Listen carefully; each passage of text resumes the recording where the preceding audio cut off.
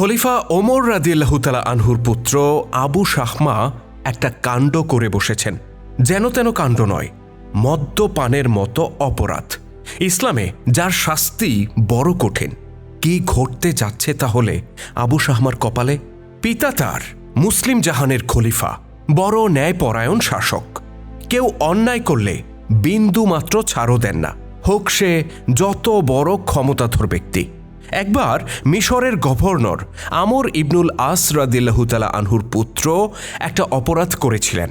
তাকে মিশর থেকে মদিনায় ডেকে এনে জনসম্মুখে শাস্তি দিয়েছিলেন খলিফা ওমর। কিন্তু এবার তো অভিযোগ তার নিজের পুত্রের বিরুদ্ধে। ওমর কি পারবেন নিজের পুত্রের ব্যাপারে ততটা কঠোর হতে যতটা কঠোর তিনি অন্যদের বেলায়? চলুন গল্পটা গোড়া থেকে শুরু করি।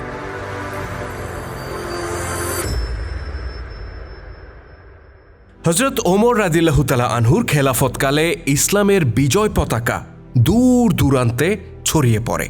মুসলিমরা একটার পর একটা ভূখণ্ড জয় করে নেয় আর সামনের দিকে এগিয়ে যায়। ইসলামের এই বিজয় যাত্রায় যে কজন মুসলিম কমান্ডার সবচেয়ে গুরুত্বপূর্ণ ভূমিকা রেখেছিলেন, হযরত আমর ইবনুল আস রাদিয়াল্লাহু তাআলা আনহু ছিলেন তাদের মধ্যে একজন। ফেরাউনের দেশ অর্থাৎ মিশরে তিনি অভিযান পরিচালনা করেন। সেই অভিযানে মুসলিমরা বিজয়ী হয়। অতঃপর খলিফা ওমরের নির্দেশে মিশরের গভর্নর হিসেবে দায়িত্ব নিয়ে সেখানে ইসলামের শাসন প্রতিষ্ঠা করেন আমর ইবনুল আস রাদিয়াল্লাহু তাআলা আনহু। মিশরে আমর ইবনুল আসের অধীনে যে মুসলিম সেনাবাহিনী ছিল, সেই বাহিনীর একজন সাধারণ সৈনিক ছিলেন খলিফা ওমর রাদিয়াল্লাহু তাআলা আনহুর পুত্র আবু শাহমা। তবে খলিফার পুত্র বলে তিনি যে আলাদা সুযোগ সুবিধা পেতেন তা কিন্তু নয়, কারণ ইসলামে বংশ বা ক্ষমতার ভিত্তিতে আলাদা সুযোগ সুবিধার কোনো ব্যবস্থা নেই। একজন সাধারণ সৈনিক যেভাবে জীবনযাপন করতেন বা যতটা সুযোগ সুবিধা পেতেন, আবু শাহমাও ঠিক তাই পেতেন। অবশ্য এ নিয়ে আবু শাহমার মনে কোনো দুঃখও ছিল না, কারণ ইসলামের নীতি আর তার পিতার ন্যায়পরায়ণতার ব্যাপারে তিনি খুবই সচেতন ছিলেন। কিন্তু এরই মধ্যে একদিন তিনি একটা সাংঘাতিক কাণ্ড করে বসেন। নিজের তাঁবুর ভেতরে চুপি চুপি মদ পান করেন তিনি, আর শুরু হয়ে যায় মাতলামি। অবশ্য আবু শাহমার এই ঘটনাটি ইচ্ছাকৃত নাকি অনিচ্ছাকৃত তা নিয়ে বিস্তর মতপার্থক্য আছে। অনেক ঐতিহাসিক ঘটনাটাকে ভিন্নভাবে বর্ণনা করেছেন। তারা লিখেছেন, এক রাতে আবু শাহমা পানিতে খেজুর ভিজিয়ে রাখেন এবং পরদিন সেই পানি পান করলে তার মধ্যে মাতলামি সৃষ্টি হয়। অর্থাৎ সরাসরি মদ পান করেছিলেন এই কথাটা নিশ্চিতভাবে বলা যায় না। তবে এখানে সবচেয়ে গুরুত্বপূর্ণ বিষয়টি হচ্ছে আবু শাহমা তার কৃতকর্মের জন্য অনুতপ্ত ছিলেন। তিনি নিজেই আমর ইবনুল আসের কাছে যে নিজের শাস্তি দাবি করেন। তিনি বলেন, আমি মাতলামি করেছি, আমাকে শাস্তি দিন। যাই হোক, আবু শাহমা নিজের শাস্তি তো চাইলেন, কিন্তু আমর ইবনুল আস পড়ে গেলেন বিপাকে। তিনি এখন কি করবেন? মদ পানের শাস্তি তো বেত্রাঘাত। তিনি কি খলিফার পুত্রকে বেত্রাঘাত করবেন? এই প্রশ্নটা তার মনের মধ্যে কাজ করছিল, কারণ এর সাথে জড়িয়ে ছিল স্বয়ং খলিফার মান সম্মান। এদিকে আবার ইসলামের ন্যায় বিচারের বিষয়টাও তার মাথায় ছিল। শেষ পর্যন্ত আমর ইবনুল আস রাদিয়াল্লাহু তাআলা আনহু একটা সিদ্ধান্ত নিলেন। তিনি আবু শাহমাকে ঘরের ভেতরে একাকী অবস্থায় শাস্তি দিলেন, অর্থাৎ তিনি তাকে গোপনে বেত্রাঘাত করলেন। এভাবে তিনি দুই কুলি রক্ষা করলেন, খলিফার সম্মানও বাঁচালেন, আবার শাস্তিও কার্যকর করলেন। ঘটনাটি এখানেই শেষ হতে পারত, কিন্তু সেটা হয়নি। খবরটা মদিনায় খলিফা ওমর রাদিয়াল্লাহু তাআলা আনহুর কানে পৌঁছে যায়। খলিফা তো রেগে আগুন। তার কথা হচ্ছে, ইসলামের শাস্তির বিধান এই যে যে কোনো শাস্তি জনসম্মুখে দিতে হবে। কোনো অপরাধীকে গোপনে ঘরের ভেতরে জনগণের আড়ালে শাস্তি দেওয়ার সিস্টেম এখানে নেই, হোক সে খলিফার পুত্র কিংবা তার চেয়েও বড় কিছু। তিনি সাথে সাথে আমর ইবনুল আসকে চিঠি লিখলেন। তাতে তিনি উল্লেখ করলেন, তাকে জনসম্মুখে শাস্তি দাও, আর যদি তোমার হাত কাঁপে তাহলে তাকে মদিনায় পাঠিয়ে দাও। খলিফার এমন চিঠি পেয়ে আমর ইবনুল আস তো হতবাক। তিনি দ্বিতীয় অপশনটি বেছে নিলেন, অর্থাৎ আবু শাহমাকে মদিনায় পাঠিয়ে দিলেন।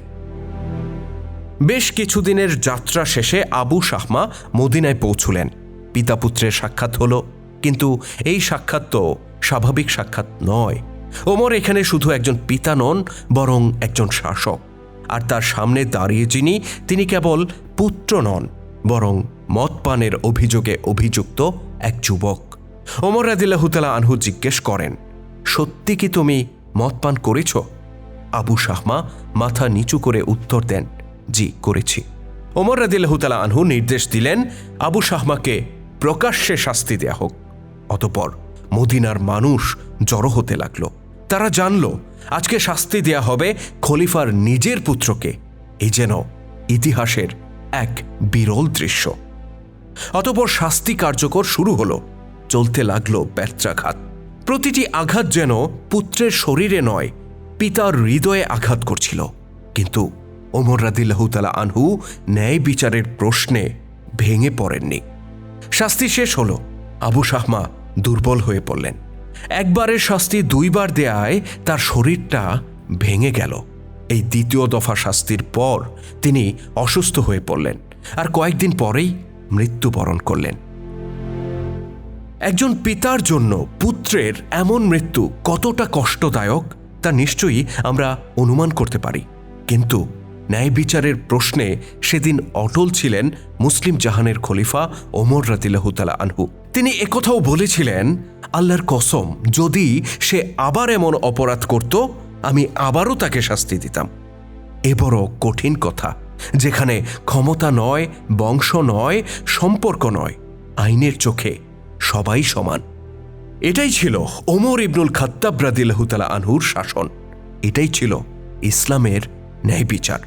আমরা জানি না আমাদের তথাকথিত মুসলিম সমাজে সেই ন্যায় বিচার কোনোদিন ফিরে আসবে কিনা, যেখানে কোনো অপরাধের দরুন একজন সাধারণ নাগরিককে যে শাস্তি দেয়া হয়, রাষ্ট্রপ্রধানের পুত্রকেও একই শাস্তি দেয়া হয়। অবশ্য এমনটা আশা করা আমাদের উচিত নয়। যখন আমরা ইসলামকে কেবল আমলের বিষয় মনে করি আর জাতীয় জীবনে আল্লাহর হুকুম প্রত্যাখ্যান করে ব্রিটিশদের হুকুম দিয়ে রাষ্ট্র চালাই, তখন এমনটা আশা করা আর নিজের সাথে প্রতারণা করা একই কথা। ইসলামের গৌরবময় ইতিহাস নিয়ে নির্মিত ভিডিও চিত্র আমরা ধারাবাহিকভাবে তুলে ধরছি আমাদের চ্যানেলে। আপনি যদি নতুন হয়ে থাকেন তাহলে চ্যানেলটিতে সাবস্ক্রাইব করার অনুরোধ রইল। আর আজকের ভিডিওটি কেমন ছিল কমেন্ট করে জানাতে ভুলবেন না। যদি ভালো লেগে থাকে তাহলে অবশ্যই লাইক ও শেয়ার করে ছড়িয়ে দেওয়ার অনুরোধ রইল। আল্লাহ হাফেজ।